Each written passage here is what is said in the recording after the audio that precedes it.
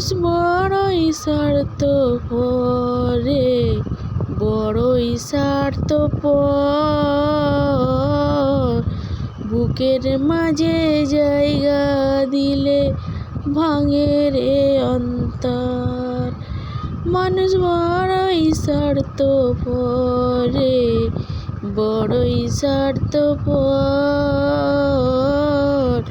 বুকের মাঝে জায়গা দিলে যত্ন করে ভাঙে রে অন্তর। হাসতে শিখাই যেই মানুষই, হাসতে শিখাই যেই মানুষই, তার হাসি নেই কেড়ে। সুযোগ পেলে বিষ ঢেলে দেয় সাজানো সংসারে। মানুষ বড়ই স্বার্থপর রে, বড়ই স্বার্থপর। আসসালামু আলাইকুম, শুভ সন্ধ্যা। কেমন আছো আমার প্রিয় ভাই বোনেরা? আশা করি ভালো আছো। আমিও আলহামদুলিল্লাহ, আল্লাহর অশেষ রহমতে আলহামদুলিল্লাহ খুবই ভালো আছি। তোমরা কেমন আছো আমার কমেন্ট বক্সে জানাবে। তোমাদের প্রত্যেকের কমেন্ট পড়তে এবং উত্তর দিতে আমার কিন্তু খুবই ভালো লাগে। আমি নাম ধরে ধরে ভিডিওর মাধ্যমে উত্তর দেওয়ার চেষ্টা করব। কারোর প্রশ্ন বা কিছু জানার থাকলে আমার কমেন্ট বক্সে করতে পারো। আর চলো এবারে আবার একটা নতুন কথা বলার ভিডিও নিয়ে চলে এসেছি। আমি অনেক দিন পরেই ভিডিওটা ছাড়ছি, কেন ওগুলো ছিল আগের ভিডিও যেগুলো দেখছো, কিন্তু আমি এই যে 4-5 দিনের পরে এই ভিডিওটা করছি, 4 দিন পরে। কারণ আমার শরীরটা একটা অসুস্থ ছিল দাঁতে ব্যথার জন্য। আর এই যে ফটোগুলো, এই ফটোটা দেখতে পাচ্ছ, এটি ঈদের সময় আমার ছেলে, আমার ভাইপো, এগুলো সব কিন্তু আমার আপনজন। হ্যাঁ, আমার ছেলে আছে, আমার ভাইপো আছে, ভাই আছে। আর এই সবাই ভাইপো বেশি আছে, ভাই আছে 3টে ভাই আছে। হ্যাঁ, তা কেমন লাগছে এদের বলে দিও। এরা অনেকেই অনেক সময় আমার জন্য ভিডিও করে আনে বা ভিডিও করে পাঠায়। তা চলো কথা বলা শুরু করে দিই। হ্যাঁ, মানুষ, আমি প্রথমেই ওই গানটা দিয়ে ভিডিও করলাম। হয়তো অনেকে বলবে যে কী স্বার্থ, কী আজকালের মানুষরা প্রচুর স্বার্থপর, স্বার্থ ছাড়া এক পা চলেনি। স্বার্থে ঘা লাগলে সবাই নিজের মতো করে, সে স্বার্থে যার ঘা লাগবে তখন কি বলতো, নিজের মা বোন ভাই বাপ কিছুই মনে করবে না। নিজের স্বার্থটাই সব থেকে আরও আগে, স্বার্থটা হলো বড়। তা দেখবে কিছু মানুষ আছে যারা পেয়েছি বড়লোক মানে একদম গরিব থেকে ফট করে বড়লোক হয়ে গেছে, তাদেরকে আমি বলি পেয়েছি বড়লোক। কারণ তাদের মনে প্রচুর মনে এক সামনে এক। তা সেই সব পেয়েছি বড়লোকদের কথা আমি কোনো মনে করি না, কারণ তারা যা মনে করি আমার থাক, আর কিছু বলবো না।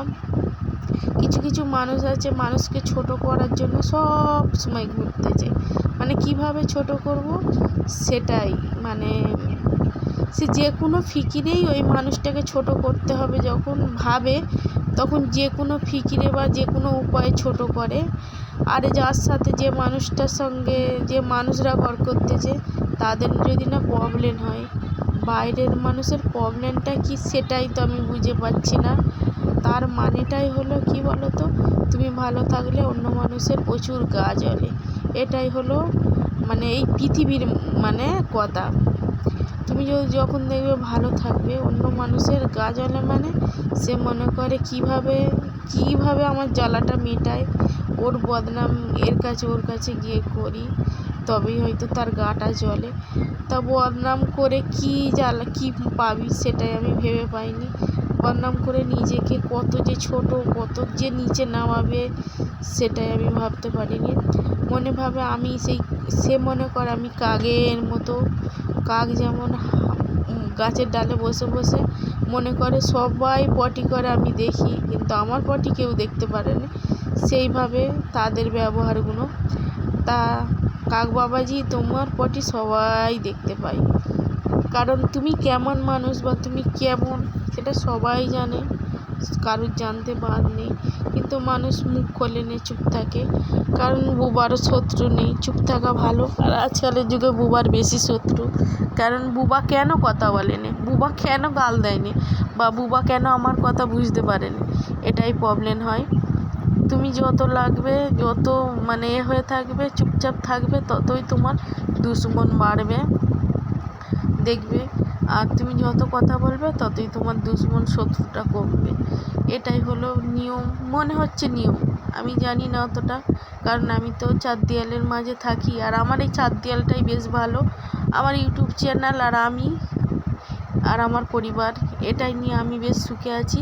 হ্যাঁ, কিছু মানুষ আমি ভিডিও করি বলে শোনার আগেই বলে আমি জাহান্নামী, কারণ আমি ভিডিও করি, সে কি ভিডিও করি, কেমন ভিডিও করি, বা কিভাবে আমি ভিডিও তুলে ধরি সেটা নয়, আমি ইউটিউবে ভিডিও করি মানেই আমি জাহান্নামী। তা আচ্ছা ঠিক আছে, কোনো সমস্যা নেই, জাহান্নামী ভালোই, কত মানুষ যে ভিডিও করে। আর এই যারা মৌলানা, তারাও তো ভিডিও করে, তারাও জাহান্নামী। কে জাহান্নামে যাবে, কে জান্নাতে যাবে, সেটা একমাত্র আমার সৃষ্টিকর্তা ছাড়া কেউ জানে না।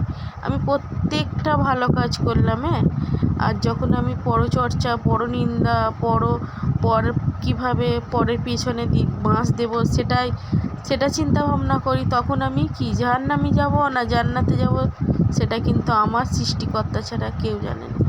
একটা কথা মনে করি, আমার ছেলে এখন ইউটিউবে হাদিসের ভিডিও দেখে, সে বলছে, মা, যখন দেখবে তোমার মনে কেউ আঘাত দিয়েছে, তুমি যতক্ষণ না ক্ষমা করবে, সে কিন্তু কোনো দিন ক্ষমা পাবে না। তোমার মানুষের মনে আঘাত দেওয়া একদমই ঠিক নয়। আমি বড় হয়েছি, আমি বড়লোক হয়েছি, আমার অনেক টাকা, আমি যাকে ইচ্ছা যা ইচ্ছা বলবো সেটাই সে মনে করে, কিন্তু না, সবার উপরে আমার আল্লাহ। আমরা সবাই মানুষের কোনো ভেদাভেদ থাকে না, গরিব বড়লোক, আমাদের রক্ত গরিব বড়লোক, হিন্দু মুসলিম খ্রিস্টান কিছুই লেখা নেই, আমরা মানুষ এটুকুই জানি। আর এটা হয়তো বললে অনেকে বলবে তুমি কিছু জানো না, বকো না, কিন্তু আমি সাদা মাথায় যেটা জানি, আমার ছোট্ট মাথা, অল্প শিক্ষিত মাথা, বেশি লেখাপড়া জানিনি, বেশি বই খাতা করিনি, তাই জন্য হয়তো আমার কথা অনেকে মনে করে না। আমি কারুর ওপরে দুঃখ করিনি, কারুর ওপরে কষ্ট করিনি, আমি খালি আমার ওপরে আল্লাহর দিকে তাকিয়ে বলি, আল্লাহ, এই বিচারটা তোমার ওপরে ফেলে দিচ্ছি, সেই জন্যই তার ওপরেই ফেলে রাখি। অনেকে আমার ওপরে চোটপাট করে, তা চোটপাট করে আমি তখন চুপ থাকি, কারণ চোটপাট করলেও কি আর না করলে কি, আমি একটু খেচড়া মানুষ। তোমাদের দুলাভাই বলে, যেমনি বলে তুই একটু খেঁচড়া মতো মানুষ, তা সত্যি আমি খেঁচড়া মানুষ।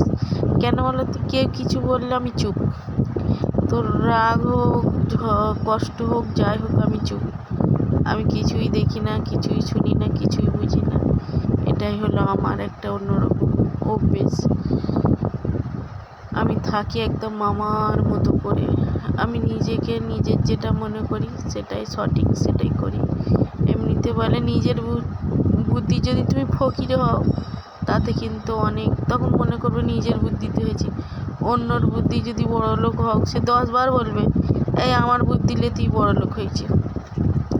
তা ওই জন্য অন্যর বুদ্ধিলে বড়লোক হওয়ার থেকে নিজের বুদ্ধিতে ফকির হওয়া অনেক লাভ।